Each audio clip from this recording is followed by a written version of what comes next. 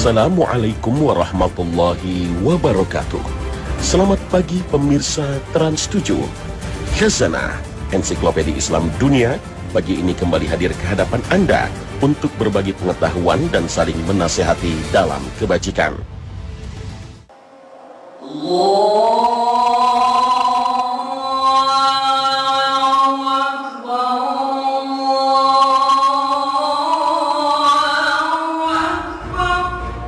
Seruan azan merupakan syariat yang sangat istimewa, memiliki kekuatan spiritual yang tidak ditemukan pada syariat lain.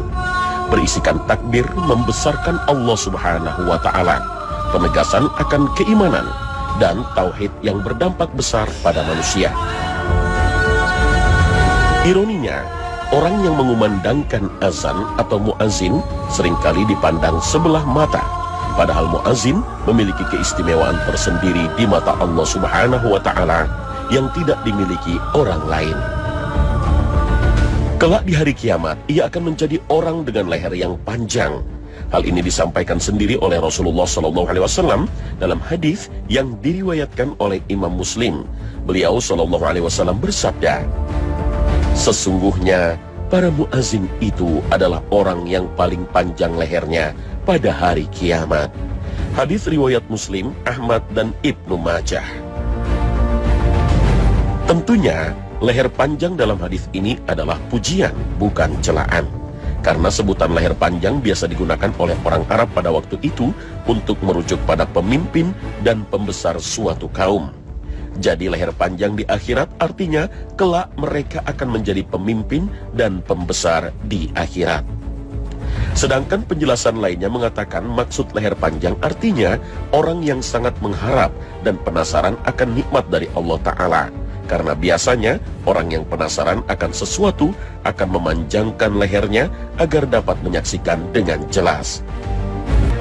Sedangkan ulama lain menjelaskan bahwa panjang leher di akhirat nanti merupakan kondisi yang sebenarnya. Artinya leher muazin akan benar-benar panjang.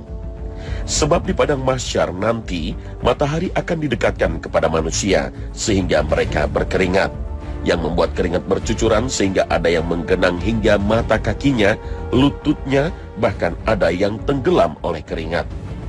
Nah, saat itulah para muazin yang berleher panjang selamat dari banjir keringat tersebut.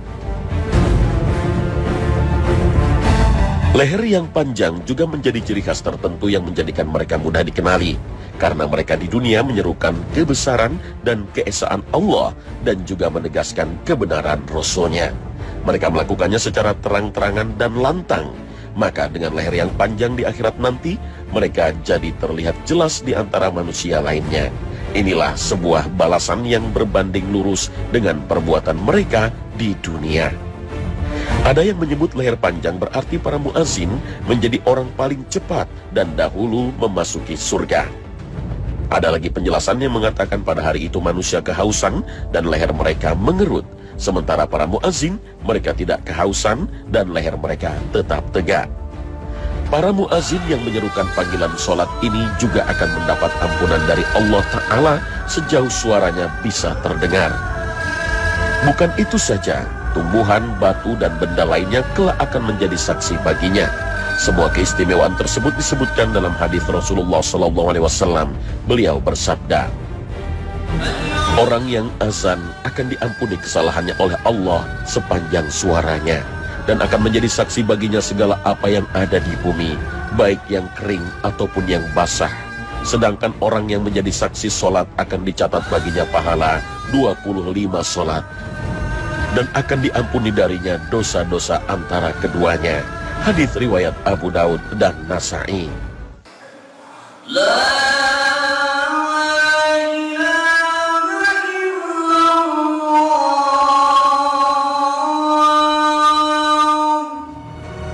Selain keistimewaan itu, para muazin juga akan memperoleh jaminan surga.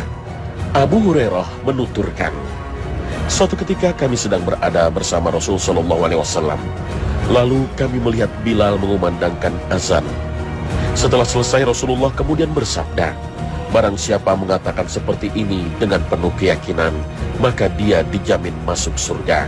Hadis riwayat Nasa'i. Bahkan ada juga hadis yang secara tegas menyatakan bahwa orang yang azan dalam hitungan waktu tertentu, maka ia dijamin masuk surga. Salah satunya adalah sabda Rasulullah Shallallahu Alaihi Wasallam. Barang siapa yang azan selama 12 tahun, maka wajib baginya mendapatkan surga. Setiap azan yang dilakukannya setiap hari akan mendapatkan 60 kebaikan. Dan dengan iqomahnya, ia dicatat mendapatkan 30 kebaikan. Hadis riwayat Ibnu Majah.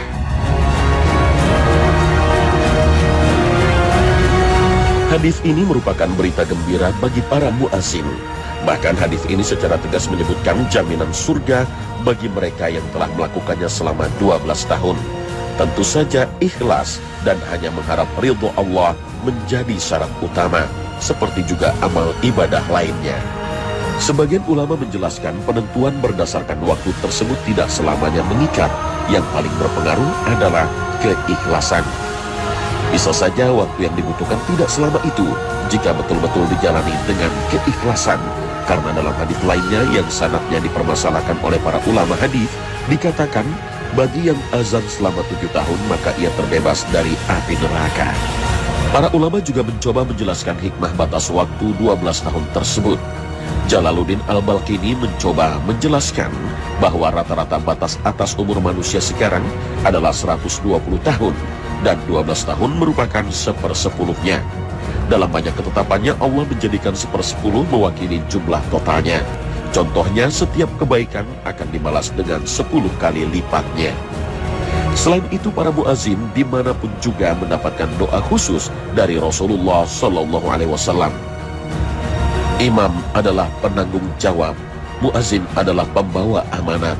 Ya Allah, berikanlah bimbingan kepada para imam dan ampunilah dosa para muazin. Hadis riwayat At-Tirmizi, Abu Daud dan Ahmad.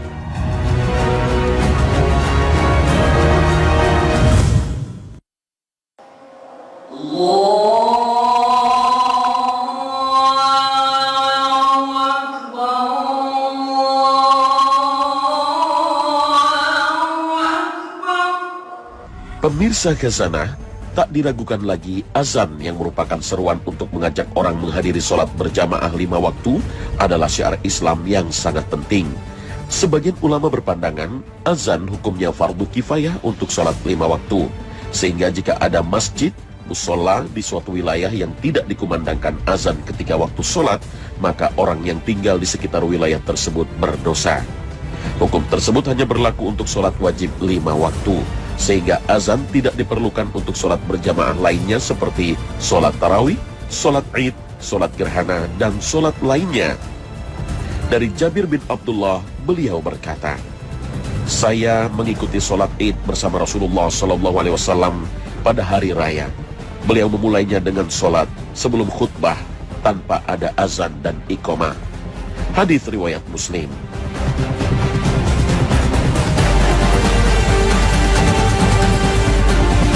Meski tidak ada azan, tetap ada seruan tertentu sebagai tanda ajakan sholat berjamaah.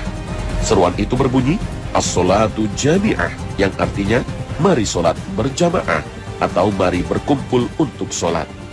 Dalam hadis yang diriwayatkan oleh Imam Bukhari dari Abdullah bin Amr, ia mengatakan ketika terjadi gerhana pada masa Rasulullah Sallallahu Alaihi Wasallam, terdengar panggilan untuk sholat, as-sholatu jami'ah.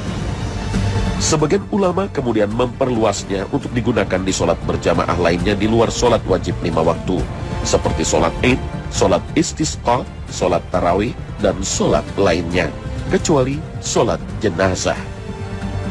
Lalu bagaimana dengan orang yang sholat sendiri? Apakah tetap disunnahkan azan? Azan bagi orang yang sholat sendirian adalah sunnah. Meski azan sejatinya ajakan untuk orang lain, ketika sholat sendiri, azan tetap dibaca dengan lengkap. Termasuk misalnya membaca as-sholatu khairum minan naum 2 kali pada sholat subuh. Karena azan adalah zikir kepada Allah Azza wa Jalla, pengagungannya, dan ajakan pada diri untuk sholat dan untuk mendapatkan keberuntungan. Sunnahnya azan meskipun sholat sendiri didasarkan pada hadis yang diriwayatkan oleh Imam Bukhari dari Abu Sa'id Al-Khudri mengatakan perkataan Rasulullah SAW kepadanya, Sungguh, aku melihat engkau senang menggembala kambing dan hidup di pedesaan. Kalau engkau di tempat gembala kambing atau desa, lalu engkau azan untuk sholat, maka tinggikan suaramu ketika azan. Karena jin dan manusia atau sesuatu apapun yang mendengar suara muazin akan menjadi saksi di hari kiamat. Hadis riwayat Bukhari. Orang yang sedang menggembala kambing biasanya akan menyendiri, membawa kambing-kambingnya jauh dari keramaian. Meskipun begitu, Rasulullah SAW tetap menganjurkan agar azan tetap dikumandangkan.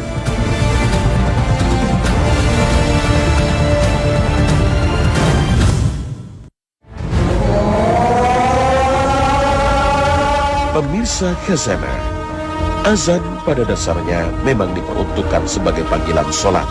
Hal ini juga diperkuat oleh latar belakang ditetapkannya syariat azan. Selain itu, azan juga disyariatkan untuk bayi yang baru lahir. Abu Rafi dalam hadis yang diriwayatkan oleh Imam Abu Daud, Tirmizi, dan Al-Hakim mengisahkan bahwa ia melihat Rasulullah SAW azan di telinga Hasan ketika dilahirkan oleh Fatimah.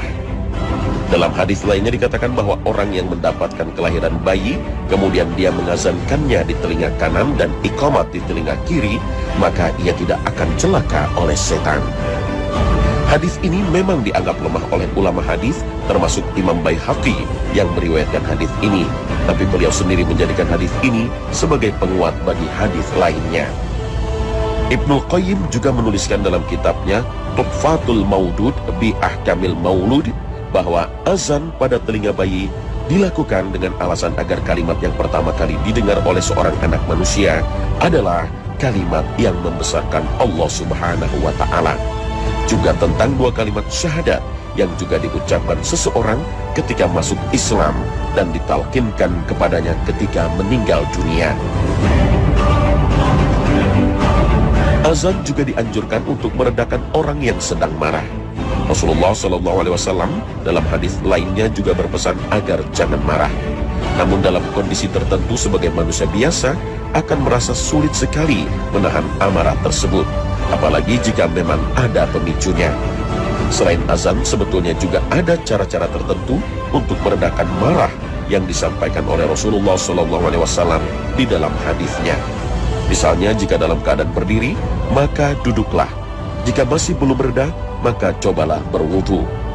Kaitan marah dengan azan barangkali karena marah dikaitkan dengan setan, sedangkan azan cukup ampuh untuk membuat setan lari. Azan juga dianjurkan sebagai terapi bagi orang yang memiliki tabiat buruk. Bahkan tidak hanya berlaku untuk manusia, binatang pun bisa diterapi dengan cara ini.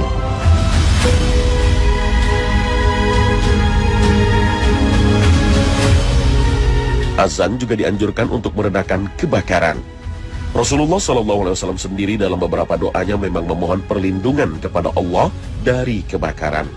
Tapi jika memang kebakaran tidak dapat dihindari, maka azan juga bisa dikumandangkan untuk meredakannya. Dasar untuk meredakan kebakaran dengan azan barangkali diambil dari hadis yang menjelaskan bahwa takbir bisa meredakan kebakaran, sedangkan di dalam azan sendiri terdapat cukup banyak takbir. Ibnu Sunni dan Tabrani meriwayatkan bahwa Rasulullah SAW bersabda, "Jika kalian melihat kebakaran, bertakbirlah, karena sesungguhnya takbir akan memadamkannya." Hadis riwayat Ibnu Sunni dan Tabrani. Ibnu Qayyim dalam kitabnya Zadul Ma'ad mencoba menjelaskan tentang hubungan antara takbir dan mengurangi dampak kebakaran. Dalam penjelasannya beliau mengatakan bahwa kebakaran disebabkan oleh api, sementara api juga menjadi materi penciptaan setan. Api kebakaran selalu berkobar meninggi dan menyebabkan kerusakan yang mirip seperti meninggi dan sombongnya setan serta kerusakan yang ditimbulkan olehnya. Oleh karena itu, takbir yang berarti membesarkan Allah Ta'ala akan mengkerdilkan setan dan juga memadamkan api kebakaran yang merusak. Kebesaran Allah tidak dapat ditandingi oleh apapun. Menurut Ibnu Qayyim inilah alasannya kenapa takbir dapat memadamkan kebakaran. Bahkan Ibnu Qayyim juga mengatakan beliau telah membuktikan hal tersebut. Ada yang menyebutkan, azan juga dianjurkan ketika melepas orang yang akan bepergian atau musafir. Barangkali harapannya agar perjalanannya dijauhkan dari setan dan memperoleh keberkahan dan keselamatan. Waktu lain yang juga dianjurkan untuk azan adalah saat perang sedang berkecamuk. Faedahnya adalah untuk meredakan perang dan mendapat pertolongan dari Allah Ta'ala. Perluasan penggunaan azan ini banyak diungkap oleh ulama-ulama mazhab Syafi'i. Hal ini bisa kita temukan dalam kitab-kitab mereka. Salah satunya adalah apa yang ditulis oleh Imam Ibnu Hajar Al-Haythami dalam kitabnya Tuhfatul Manhaj. Beliau menuliskan, terkadang azan juga disunnahkan untuk selain sholat. Di antaranya untuk anak yang baru lahir, orang yang gelisah, orang yang kerasukan, orang yang marah, orang atau ternak yang bertabiat buruk, ketika perang berkecamuk dan ketika kebakaran. Juga dikatakan untuk jenazah ketika diturunkan ke liang lahat, dikiaskan pada bayi yang baru lahir. Akan tetapi kami menolaknya seperti yang kami sebutkan dalam kitab Syarh Lubab. Selain itu, azan juga dianjurkan untuk jin yang membangkang.